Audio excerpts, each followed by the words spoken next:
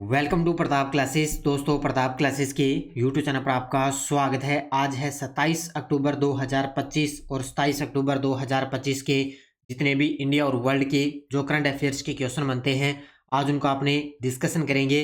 पूरा वीडियो ध्यान से देखना और लास्ट में मैं आपसे क्वेश्चन पूछूंगा जिनके जवाब आपको कमेंट बॉक्स में देना होगा।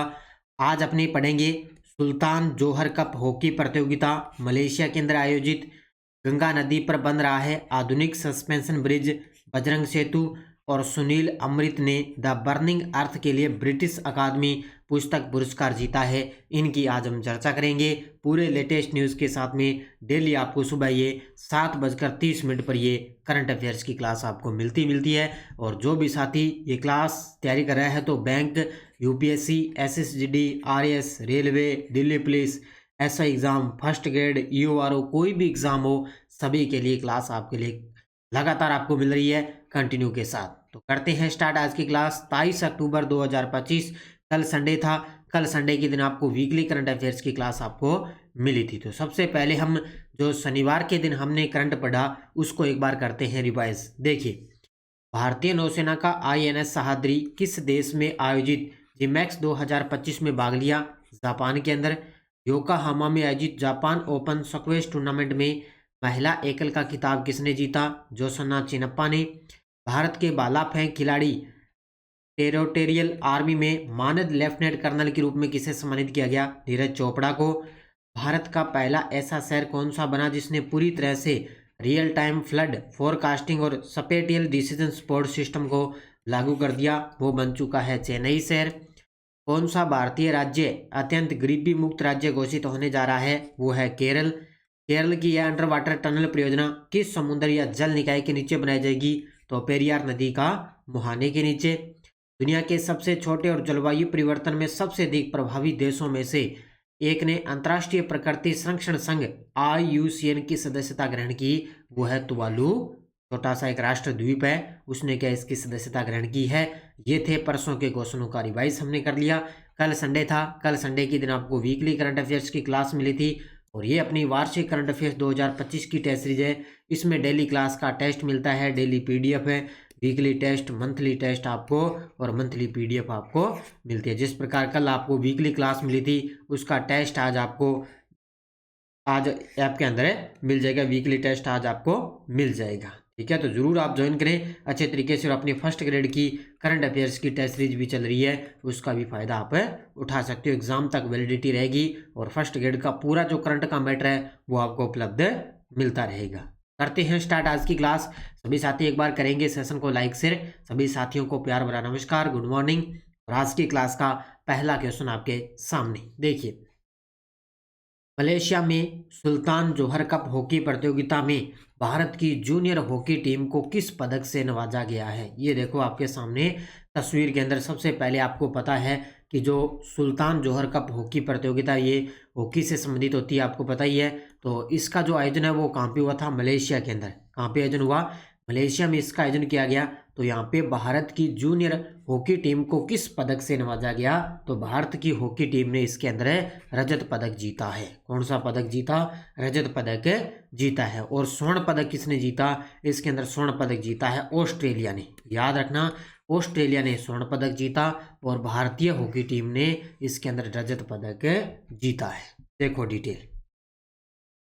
प्रतियोगिता का नाम सुल्तान जोहर कप हॉकी प्रतियोगिता, मलेशिया के अंदर। भारत की उपलब्धि, भारत की जूनियर हॉकी टीम ने इसके अंदर रजत पदक जीता है। क्योंकि सीधा सीधा प्रश्न आएगा कि किसने रजत पदक जीता? तो भारतीय हॉकी टीम ने।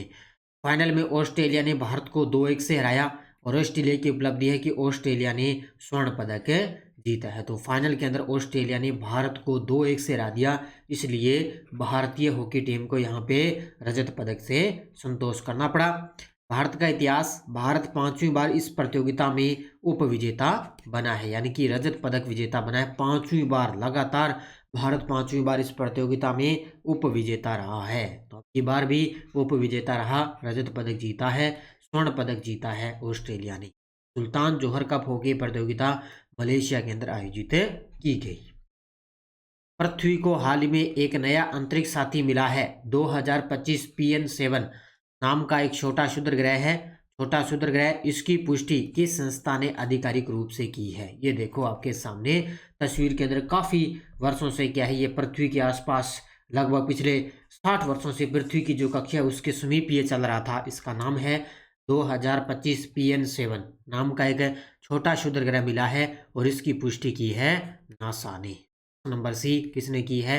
नासा ने। और ये एक नया, पृथ्वी को एक नया अंतरिक्ष साथी मिला है। तो उत्तर होगा इसका ऑप्शन नंबर सी। देखो नाम है 2025 PN7, नाम याद रखना अच्छे तरीके से। ये देखें तो छोटा क्षुद्र ग्रह है, एक छोटा क्षुद्र ग्रह है। इसकी स्थिति पृथ्वी का क्वासी मून या अस्थायी सहकक्षीय साथी इसको माना जा सकता है, यानी कि पृथ्वी का क्वासी मून या अस्थायी सहकक्षीय साथी है वो इसको माना जा सकता है, क्योंकि सबसे समीप ये चल रहा था। खोजकर्ता संस्था है PN स्टारस वेधशाला हवाई, अमेरिका ने इसके द्वारा खोज की गई है। पुष्टि करने वाली संस्था है नासा और व्यास इसका लगभग है 19 मीटर। कितना है व्यास इसका? लगभग माना गया 19 मीटर। 2025 PN7 पिछले लगभग 60 वर्षों से पृथ्वी की कक्षा के समीप चल रहा था और यह स्थिति लगभग सन 2083 तक बनी रह सकती है। अब देखो अभी पता लगा इसकी खोज हुई है, ध्यान रखना। और ये माना गया लगभग पिछले 60 वर्षों से ना ये पृथ्वी की कक्षा के समीप ही चल रहा था, किसी को पता भी नहीं लगा। और ये आगे भी टारगेट रखा है कि 2083 तक ये यहीं पर ये बना रहेगा, यहीं पर यही स्थिति इसकी बनी रहेगी। तो यह भी इसकी खोज की गई है 2025 PN7 की। एक छोटा क्षुद्र ग्रह है और इसकी पुष्टि किसने की है? नासा के द्वारा इसकी पुष्टि की गई है। गंगा नदी पर बन रहा आधुनिक सस्पेंशन ब्रिज जिसका नाम है बजरंग सेतु किस स्थान पर स्थित है? ये देखो आपके सामने तस्वीर के अंदर आपको दिखाई दे रहा होगा। अब जो साथी आपको पता है, एक उत्तराखंड के अंदर एक स्थान आता है ऋषिकेश, नाम सुना होगा आपने। अब बहुत से साथी गए हुए हैं, बहुत से साथी नहीं गए हुए, जो गए हुए हैं उनको तो पता है।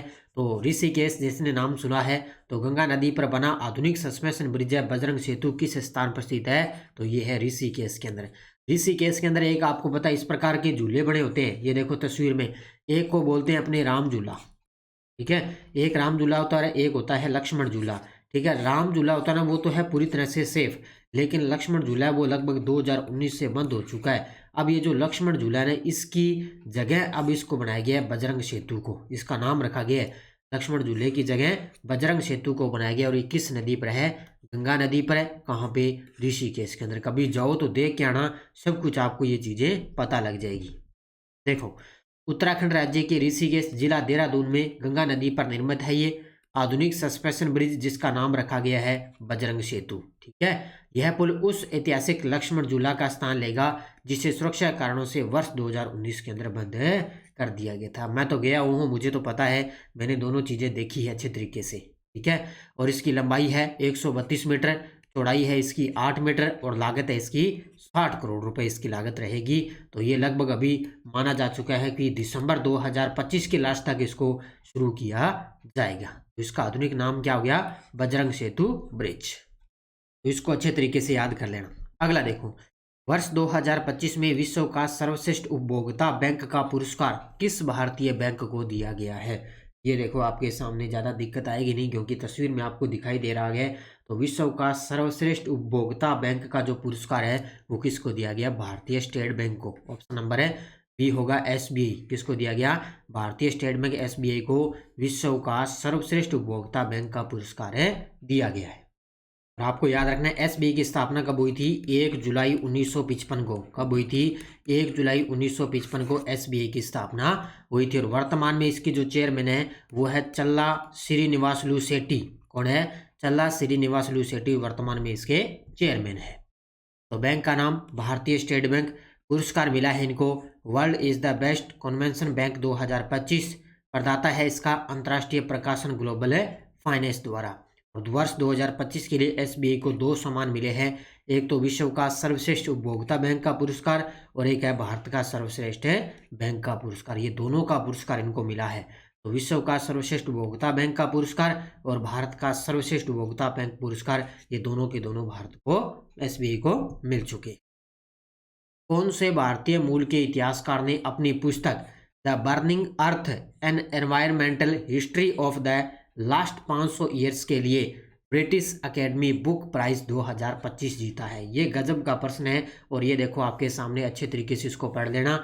ये देखो द बर्निंग अर्थ पुस्तक के लिए किसको मिला है? भारतीय मूल के इतिहासकार है जिनको ब्रिटिश अकेडमी बुक प्राइज 2025 है जीता है। इनका नाम है सुनील अमृत। ऑप्शन नंबर बी, क्या नाम है इनका? सुनील अमृत। तो इनको इनकी पुस्तक है द बर्निंग अर्थ, इसके लिए इनको ब्रिटिश अकेडमी बुक प्राइज 2025 से जीता है। तो उत्तर होगा इसका ऑप्शन नंबर है बी। तो पुरस्कार विजेता सुनील अमृत भारतीय मूल के प्रसिद्ध इतिहासकार। पुरस्कार विजेता सुनील अमृत भारतीय मूल के प्रसिद्ध इतिहासकार। पुस्तक का नाम the burning earth an environmental history of the last 500 years के लिए दिया गया। पुरस्कार का नाम British Academy book prize 2025। British Academy book prize 2025। उद्देश्य, यह पुरस्कार हर वर्ष एक गैर काल्पनिक पुस्तक को दिया जाता है जो वैश्विक इतिहास, संस्कृति और समाज की गहराई समझ प्रस्तुत कर सकते हैं। ठीक है, समाज की गहरी समझ प्रस्तुत कर सकते हैं और इसकी राशि लगभग है 25,000 यानी कि लगभग 26 लाख के आसपास इसकी राशि मानी जा सकती है। याद रखना है इसको अच्छे तरीके से।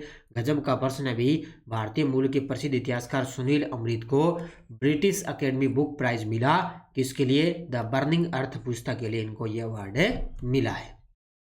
भारत को खेलों में डोपिंग के विरुद्ध अंतर्राष्ट्रीय अभिसमय के अंतर्गत कोप 10 ब्यूरो में किस पद पर पुनर्निर्वाचित किया गया है? भारत को खेलों में डोपिंग के विरुद्ध अंतर्राष्ट्रीय अभिसमय के अंतर्गत कोप 10 ब्यूरो में किस पद पर पुनर्निर्वाचित किया गया? तो ये किया गया उपाध्यक्ष पद पर। ठीक है, उत्तर होगा इसका ऑप्शन नंबर बी, उपाध्यक्ष पद पर भारत को फिर से पुनर्निर्वाचित किया गया है। तो जो खेलों में डोपिंग के विरुद्ध कोई भी जो नियम वगैरह तोड़ता है, डोपिंग वगैरह करता है, कोई नशा से संबंधित चीज़ें होती है ना, उसके लिए डोपिंग के विरुद्ध अंतर्राष्ट्रीय अभिसमय के अंतर्गत कोप 10 में ब्यूरो में किस पद पर भारत को निर्वाचित किया गया? उपाध्यक्ष पद पर। अब उपाध्यक्ष कौन है? भारत हो गया। अध्यक्ष आपसे पूछे तो अध्यक्ष है अजरबैजान। ठीक है, अध्यक्ष भी याद रखना। अध्यक्ष कौन है इसके अंदर? है अजरबैजान। देखो, भारत को खेलों में डोपिंग के विरुद्ध अंतर्राष्ट्रीय अभिसमय के तहत कोप 10 ब्यूरो के उपाध्यक्ष पद पर पुनर्निर्वाचित किया गया। अध्यक्ष है इसका अजरबैजान। अब अध्यक्ष तो बन गया अजरबैजान और भारत बन चुका है उपाध्यक्ष। यह घोषणा 20 से 22 अक्टूबर 2025 को यूनेस्को मुख्यालय पेरिस में आयोजित 10वीं कॉन्फ्रेंस ऑफ पार्टीज सत्र के दौरान ये घोषणा की जा चुकी है। तो ये अभी सत्र हुआ था पेरिस के अंदर, 10वीं कॉन्फ्रेंस ऑफ पार्टीज।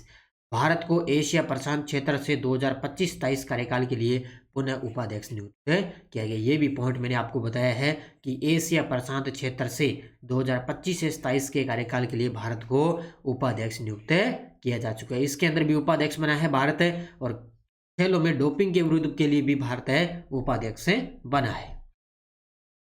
भारत सरकार ने अडानी पावर के गोडा ultra super critical thermal plant को राष्ट्रीय बिजली ग्रिड से जोड़ने की अनुमति दी है। यह पावर प्लांट किस देश को बिजली निर्यात करने के लिए बनाया गया था? ये भी गजब का प्रश्न है। सबसे पहले आपको पता होना चाहिए ये जो गोडा ultra super critical thermal power plant है ये है कहाँ पे? ये है सबसे पहले आपको पता होना चाहिए झारखंड के अंदर। याद रखना, ये है सबसे पहले कहाँ पे? झारखंड के अंदर है। तो भारत सरकार ने क्या है, अडानी पावर के जो गोडा ultra super critical thermal power plant है इसने क्या है राष्ट्रीय बिजली ग्रिड से जोड़ने की इसको अनुमति दे दी है। ये जो पावर प्लांट है वो किस देश को बिजली निर्यात करने के लिए बनाया गया था? बांग्लादेश को। यानी कि इससे पहले ये बांग्लादेश को सिर्फ बिजली देता था, लेकिन अब क्या हुआ भी, अब ये क्या करेगा, अब ये जो अपने भारत के अंदर जो राष्ट्रीय बिजली है भारत के अंदर भी वह ग्रिड से जोड़ने की इसको अनुमति दी जा चुकी है। और इसकी जो कुल क्षमता है वो कितनी है? 1600 मेगावाट। कितनी है? 1600 मेगावाट। अब भारत को भी ये दी जाएगी। तो प्लांट का नाम है गोडा ultra super critical thermal plant. उद्देश्य, पहले केवल बांग्लादेश को बिजली निर्यात करने के लिए इसको बनाया गया था। सिर्फ पहले ये बांग्लादेश को बिजली देता था। कुल क्षमता इसकी 1600 मेगावाट। प्लांट की तकनीक है कोयला आधारित बिजली उत्पादन करता है। ये कोयला आधारित ऊर्जा उत्पादन करता है। अब यह प्लांट केवल बांग्लादेश को नहीं बल्कि भारत के भीतर भी बिजली आपूर्ति कर सकेगा। अब ये इसमें अनुमति दी जा चुकी है, इसको भी भारत के साथ भी इसमें ग्रिड से जोड़ने की अनुमति है। तो इस प्लांट का स्थान है झारखंड राज्य के गोड्डा जिले में ये स्थित है। कौन सा प्लांट है? Godda ultra super critical thermal plant. तो ये कहाँ पे है? झारखंड में। अब ये भारत के भीतर भी बिजली आपूर्ति कर सकेगा। कितने मेगावाट है इसकी क्षमता? 1600 मेगावाट। अब देखो आपके सामने वन लाइनर करंट। पहला है, भारतीय क्रिकेट टीम के कप्तान रोहित शर्मा ने अपने शानदार करियर में सौरव गांगुली को पीछे छोड़ते हुए वनडे अंतर्राष्ट्रीय क्रिकेट में भारत के तीसरे सर्वाधिक रन बनाने वाले बल्लेबाज बन चुके हैं। तो तीसरे बन गए। सबसे टॉप पर है सचिन तेंदुलकर, याद रखना सबसे टॉप पर कौन है? सचिन तेंदुलकर है। उसके बाद में आता है विराट कोहली, और उसके बाद में आते हैं रोहित शर्मा, और उसके बाद में सौरव गांगुली। तो चारों को अच्छे तरीके से पढ़ लेना। सर्वाधिक रन बनाने वाले बल्लेबाज। भारतीय रिजर्व बैंक द्वारा ताजा आंकड़ों के अनुसार 17 अक्टूबर 2025 को समाप्त सप्ताह में भारत का विदेशी मुद्रा भंडार है वो बढ़कर 702 अरब डॉलर है हो चुका है। भारत का जो विदेशी मुद्रा भंडार है ना, वो कितना हो चुका है? बढ़कर है 702 अरब डॉलर तक है पहुंच चुका है। ताज़ा रिपोर्ट आई है आरबीआई की 17 अक्टूबर 2025 तक। दोनों के दोनों अच्छे तरीके से पढ़ लेना। ये टेलीग्राम ग्रुप है, कोई सूचना, कोई लिंक, कोई नोटिफिकेशन, सब आपको टेलीग्राम पे सूचना इसकी मिल जाती है। पिछले वीडियो का क्वेश्चन क्या था? केंद्रीय वित्त मंत्री निर्मला सीतारमण ने किसान प्रशिक्षण एवं सामान्य सुविधा केंद्र का उद्घाटन किस राज्य में किया? तो ये किया है कर्नाटक के अंदर। बहुत सारे विद्यार्थियों ने बड़े गजब के जवाब दिए, उन सभी को बहुत बहुत शुभकामनाएं। अब देखो क्वेश्चन फॉर यू, विश्व स्वास्थ्य शिखर सम्मेलन 2025 कहाँ आयोजित किया गया? Geneva Switzerland, New York America, Berlin Germany, Paris France. इसका जवाब आपको कमेंट बॉक्स में देना है। ये थी आज की अपनी क्लास, और ये अपनी स्कूल व्याख्याता के लिए परीक्षा 2026 के लिए करंट अफेयर्स की टेस्ट सीरीज जो दीपावली के अवसर पर लॉन्च हो चुकी है, इसमें बहुत से साथियों ने ले रखी है। और ये जिस भी साथी ने नहीं ली, तो एक साथ आपको राष्ट्रीय, अंतर्राष्ट्रीय और राजस्थान तीनों का करंट आपको एक साथ मिलेगा।